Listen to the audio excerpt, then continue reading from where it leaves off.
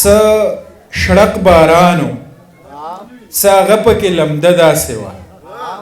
څه شړق بارانو څه هغه پکې لمده داسې وه څه پسرلی و څه ځواني وه څه موقع داسې وه او شعر دی چې میخانې ته نه ورتلمه نور به چرته تلمه چې میخانې ته نه ورتلمه نور به چرته تلمه څه جدایي وه او څه کرب او څه شپه داسې وه مهرباني جي چې میخانې ته نه ورتلمه نور به چرته تلمه څه جدایي وه او څه کرب او څه شپه داسې وه او دانش صاحب دواړو یو بل پسې جړل خو دواړو حال پټوو دواړو یو بل پسې جړل خو دواړو حال پټوو څه مو انا وه څه پښتو او څه قصه داسې وه مهرباني جي مهرباني جي دواړو یو بل پسې جړل خو دواړو حال پټوو څه مو انا وه څه پښتو او څه قصه داسې وه او شعر دی چې بس د توبې د ماتېدلو ټول اسباب پوره وو نیازک خان صاحب بس د توبې د ماتېدلو ټول اسباب پوره وو څه زه پاگل څه مدهوشي او څه هغه داسې وه مهرباني بس د توبې د ماتېدلو ټول اسباب پوره وو څه زه پاگل څه مدهوشي او څه هغه داسې وه او څه هغه هسې هم څه هغه هسې ځان د هر قانون نه پاس ګڼلو څه هغه هسې ځان د هر قانون نه پاس ګڼلو او څه د انصاف د لوړ ایوان نه اشاره داسې وه او شعر دی چې مهرباني څه هغه هسې ځان د هر قانون نه پاس ګڼلو او څه د انصاف د لوړ ایوان نه اشاره داسې وه او ما خامخا به پکې زړه او نظر دواړه بیلل حیران صاحب ما خامخا به پکې زړه او نظر دواړه بیلل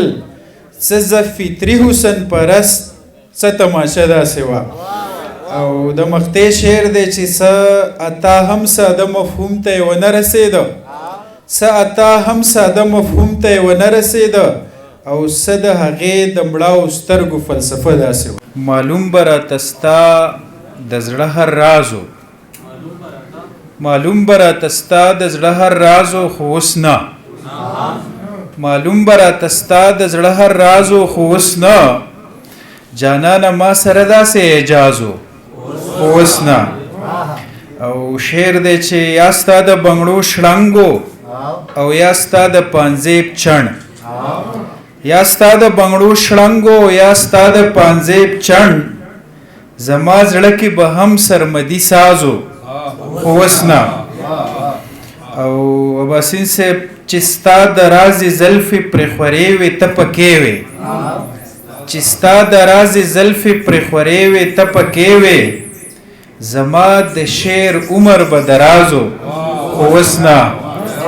مهرباني جي او چې ستا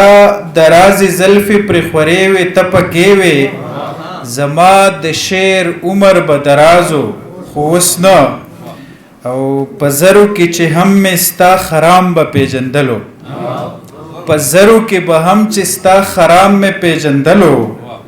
زما نظر به هم لکه د بازو خو اوس نه مهرباني جي په زرو کې چې هم مې ستا خرام به پیژندلو زما نظر به هم لکه د بازو خو اوس نه او شعر دی چې زه هم په خوشفهمۍ کې وم چې ته د رقیب نه وې زه هم په خوشفهمۍ کې وم چې ته د رقیب نه وې زما هم ستا وفا باندې ډېر نازو خو اوس نه او شعر دی قیس صاحب زړګي به له سینو پسې بیخي بهر وتل زړګي به له سینو پسې بیخي بهر وتل یو وخت کې به ستا هم داسې اندازو خو اوس نه مهرباني جي زړګي به له سینو پسې بیخي بهر وتل مهرباني جي زړګي به له سینو پسې بیخي بهر وتل یو وخت کې به ستا هم داسې اندازو خو اوس نه او جانانه اوس پردی اوس زما په واک کې نه جانانه اوس پردی اوس زما په واک کې نه اتا ستا د ځوانۍ چرته مجازو وسنه